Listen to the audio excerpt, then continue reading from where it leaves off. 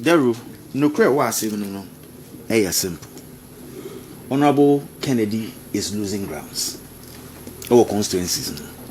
Where internal elections, me constituency say, you will DMB, Obia when it comes on Muya Juma. Nansea, Brian Bar, Greater Accra, we a lot of Ken because Omumi on the Kensika and Omo Encroft no were deflated and Crawford. And I could do Oko North, Oko Yen, Ona catch on so baby companies. Eddie product aba. Any yebusa say, ain't 24 years in politics no companies saying adena sa no ma we 1 year na fe na obey. Now she would nkrofo a enim de wo ho. But ye fi say na wo ti Greater Accra. In fact, any asne ena ni wata wo ye tribal politics. Now we get tribal politics attack nkrofo. Oko ho no ena anya wo se so mama zero so onye so obi abema zero. Nobody is voting for you. And a set time as one, you catch your honorable say, Sa, Miss Robia, Obianya, Sa, na woman, bearman, Jenubi. You do baby, I would see you becha. You do baby, I will speak the truth to you, Honorable Kennedy. If you do, you lack ideas to sell yourself, okay? Game no is over for you. Nanado Beka say, campaign no at all swomu. Kennedy campaign no at all swomu. There's no solutions. Only message. Untwini obi in kasa because normal tribal politics. Obeka say. Why na tete o? Ye wa abem o say tete o. Ye ni abem o say tete o. Na unhwem sa enhwehun ano the delegates na ni abaso. Ken, Honorable Ken, philosophy. Na ko pese ye to from grassroots. Near 2 police station no a wipe it mo delegate ko be yi mu nyina afi wo executives ko be yi obi afi wo na ko pe new system no de aye ba anko no a o start cassette am start en wo hu se mo ye mbagema mo adwini wo fie delegates enim de omo pe enti say no o de hu ma be obia onye be ma nche obia o de hu ehun rankofo wo party mu but this time Odisiwa yebeka Koka ena moti ninkano godon kwaku 4th November 2023 Some no ne call Accra Sports Stadium yeah Ebra NPP presidential prime minister na Dr. Bawumia edi nkunim no yes yini na ye ko ho yitie kasa e ko ho no Robo Japan kasai on behalf of the other aspirants. Yes. Wakasa and was say election a free and fair. SCBA amem, Imubia mem. Nam percent this had no a cost where din como a coyenim. And la no about 5 days ago. And an honorable war, coincidence by Kubo Apnoff. And na Wakasa, my video no. Okasa na branch bi buy be trap to the kasa no say yem say won wotoma Canada Japan na so no sa coincidence no ye we record 0 it wona kan kopo ehwe na mo kan no eso the home pod ye sere it am ka se be put ye bi a etwem subsequently the me hu say the kasa mafo lawyer modate eso abe kasa ahodimu pa threatening na ano sikakra ena wonya zero a omunyintum obinya zero a kwaku obinya zero baby a ada abato zero ni mana enye no man so din nam se Bawumia okonyinya na 00 baby enti ene so mo ene se mpepitum on ha dwe de ni patim mo di nam se Bawumia nya 0 baby enti no won se mfata na wonu se la ye nya 0 wo mu di ana se abato 0 Nyankopon yina kuma na ball nya 0 sa baby credit ba ko de kan no kwaku me I remember say that election MPP for the Babontin e mo enforce so say wo kwoto abana emfa mobile phone enwuram mba cho se be bo amunka ɛyɛ setting na meyɛ da no obuka say obia ekoto aba na ayi no boot no wo kwa emfa wo phone enwurem sa brand TV a wo kasen 2 years ago and also koto da ba kwaku interestingly obia omo fa de no ponjira yi wo na me wan say party national party intimi asema I was a national party especially election committee a huge indictment on you on the national party. There was a multi statement say massa ade wey enya no kore so what evidence say bibi sa akoso a petition the party maybe amunhwem wan ka ho asemwan watwenya enansa watwa ma no Japan ba soro ho ansa na wode be che odonko a say obi ahu na ga kran ka wo muntwa meto social media na be no podi ebeda do kore ede ba bia ewiase akoduri who can do that when ntimi enye bakwaku me hu so adwe mi kakra wo enti nipa ketu abi omkoto abam ewo no me be sen be over 200,000 say yo mkoto abam orobo kere Japan said the near density yitimi wia no eh ene no beda approtect ne ballot nipa kakra bi pe na o si nipa kakra bi nipa 200,000 kra wantimi ama o ballot ho banya nipa 20 million na betima nipa kakra bi ena orobo kere Japan timi tell ma ye wia no or ye cry baby na no be flat bearer na say nipa millions ko to abo beda protect ballot obeja no kra koda I mean when dem wan dwe mo hu ankoma anka sa asem no say orobo kere Japan yitimi wia no and then tell ko busa na no woni police station agents ana da bi odi ehu no ye kan no kure enche ni pase mu nyina mo ye party mpanifo na aba mo kotwin menyi ni se obia betimi ehunahuna Canada Japan gina hoyi menyi ni I don't want to believe it odo me kura no obia ni ho betimi ehunahuna me e wale be mu na to talk of one maybe the bed one be dem na wobi it's honorable Canada Japan o ka say about 200,000 say koto na no ya wia ma 0 dia and the na ni pass 17 million no o na above vote no ban you can't otna hai ngofo do say na eti you can't asema wo ka enye serious she help asema wo ka okay we be say the Canada Japan ene na hunahuna ensema wose obi hunahuna no me papa bi ka kire me say anka menya mayen discuss Canada Japan because ohun se waye distraction keke oni adwempa enti oha nipa dwene but edurumre bi nso a ya hwe yi a ya be so Canada Japan ma mfi no na o say party no me de me ane say NPP mpanimfo ntimi ensekire ano enkan sam nkire Canada Japan a waje party na ta na niase na ogu party no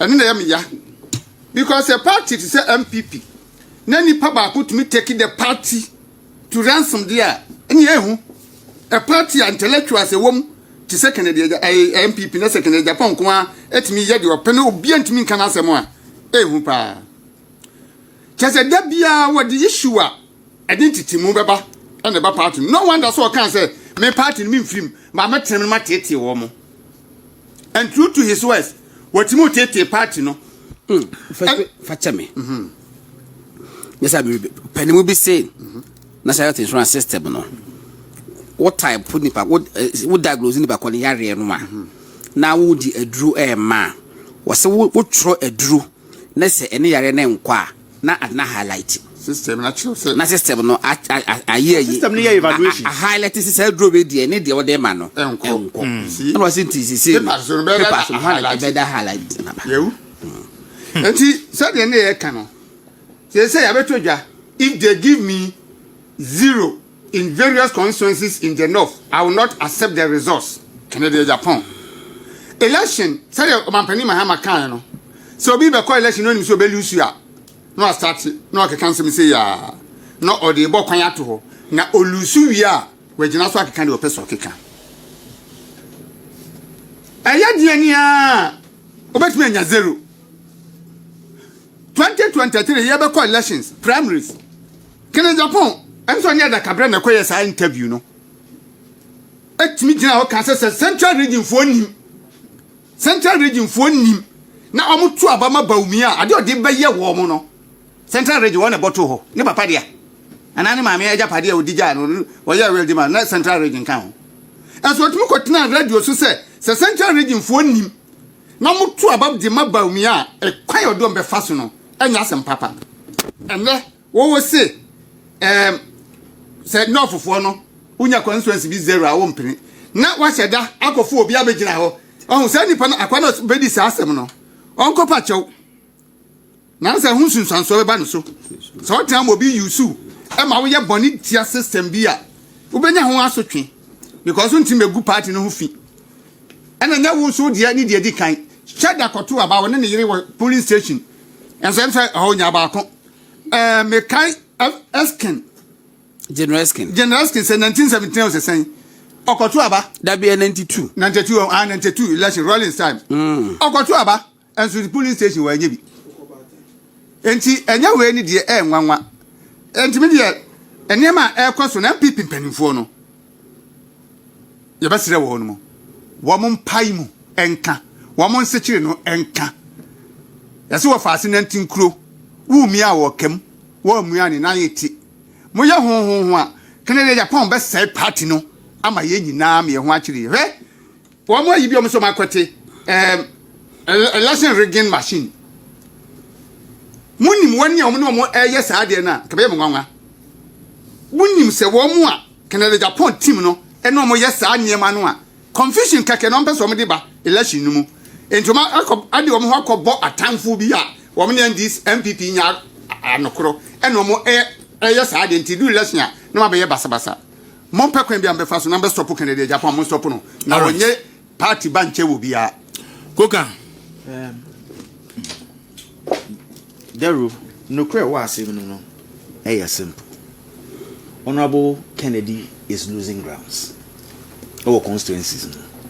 Where internal one of the leading pharmacists e Kumasi. Na menya message nipa no bisa me say what is happening? I say what is happening? Say no, say look. Baby a wote no hospital no fa oben Konfanochi teaching hospital. Na enipa eko Konfanochi teaching hospital nyina no. It seems say cash and carry no asan aba. Eti bibi adro kra na onim say health insurance cover no. Na ya tro ma nipa no say ometo. Enti the checks and the chair say there is more to it than even cash and carry. So we should dig a deeper. Na yenkohania ekoso. So we yet identify say the problem with the health system here in Ghana and say there is a system no LIMS. LIMS no light waves health infrastructure management system. Aban etwa mu no ene de buy. Na sa system no ye nyina ne say a database anka health center bia na hospital bia no a kanea ye fa book na ye tro information we find folder me kai rebia na ni ye adwuma obabi na apapa onpa adwuma ba afesa no ya ma no won ya anti afedi obehwe no oba otumu no oba no akọ hospital send the folder no minim so kwa me no fa so an saka because folder na hospital obehu oba no okura folder no de ba kane no na akọ hospital a ye ma folder in the form of exercise book na ya throw bibia wom into kwa OPD na ya don ya ha number no go say records wo na books egu ho na ya kwa kogina na ya say c na de say zukeke na ya twini say aba any friend folder no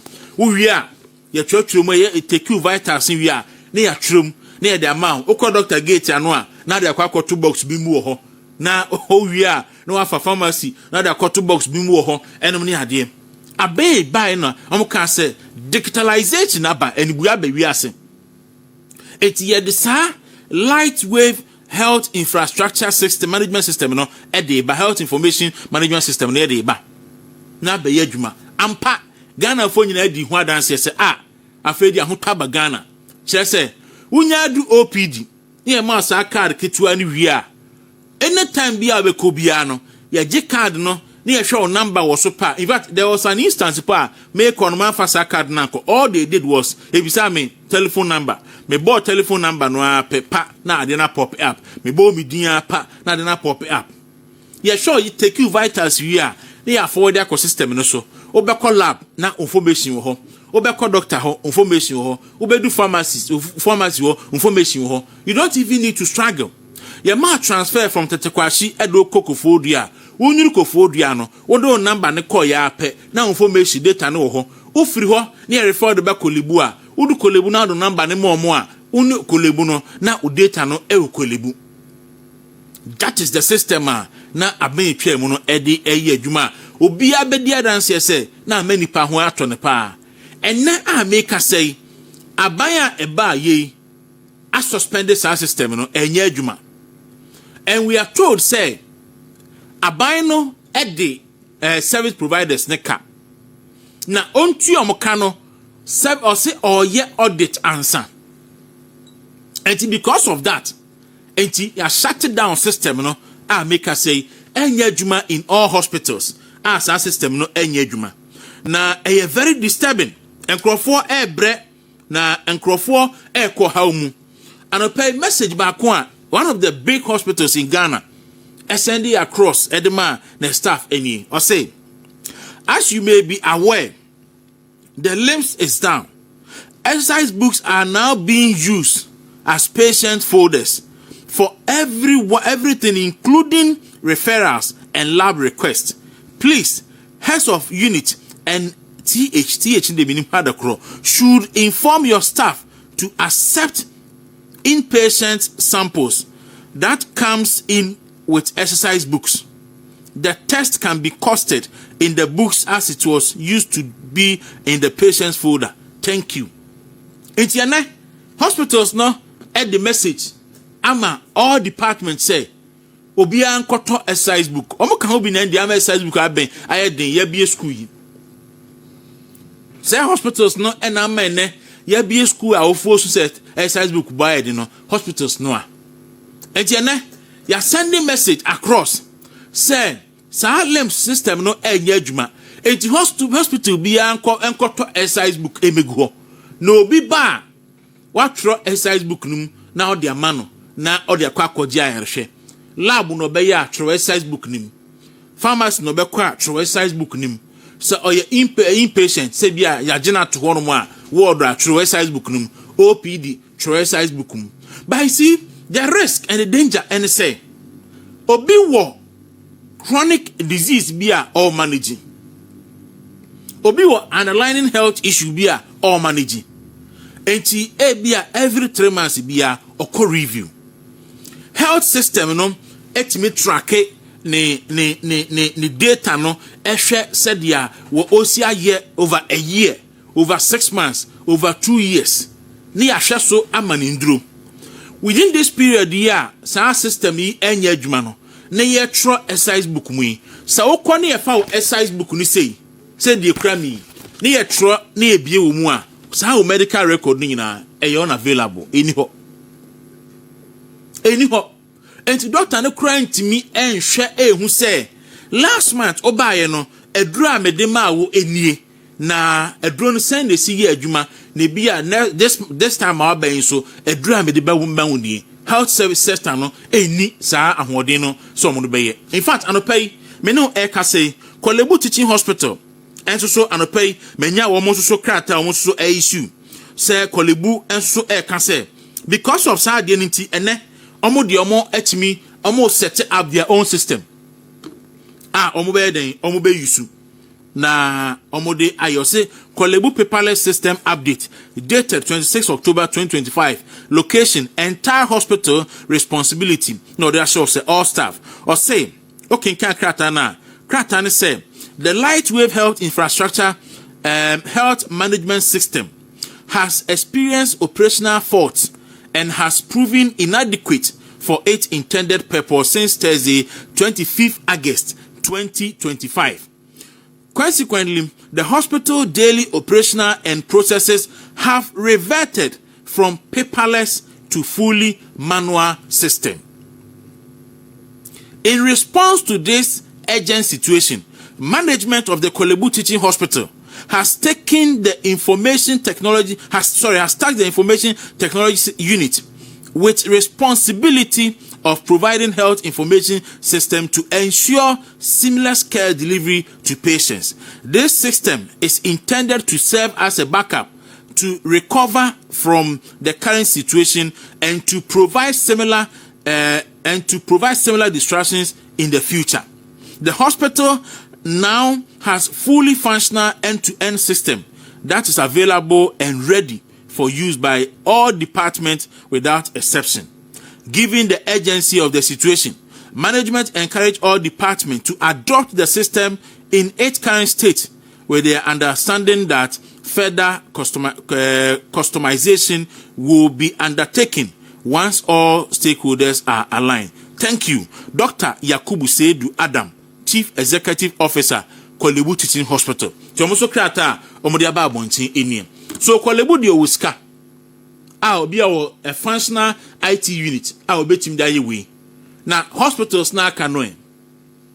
Konfo no che de ho kar ne edi kan ba no pay no ho na making kan free ye. So now eno pay my checks from Eastern region sa na tie any all over Ghana.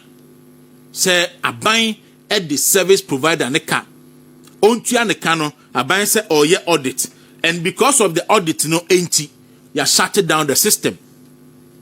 Aene ya health service no atoagu exercise book so a omo eto efiri ni ebedu baby edri ye free him and ebedu baby edri. Is it the case say aban no aba no epese otwam contract ho no otwam na odema ne nkrofo ana ye abusia? Is it the case say abanya abai eyira John Dramani Mahama na abai opese sa adwumadi a light wave health information management system no eye no opese otwam na o award contract no ema ne allies ana any question di kan ne etosum yenu? Is it the case say aban no ana minister ana ministry no epese auto software for ana procurement issues ehona procurement richmond ne ba no is it the case say aban no aba no pese oma sa software amushu sesia no eho ba asem na onya akwanya eto software foforo na nkrofo bi benefit ana merely because NPP aban na de ba yenti say we nso yegu na animu ase na ye man look it say enye ba Ghana fo nyina anim say until August this year sa system we aye adwuma perfectly ama Ghana fo adi ho adanse. So what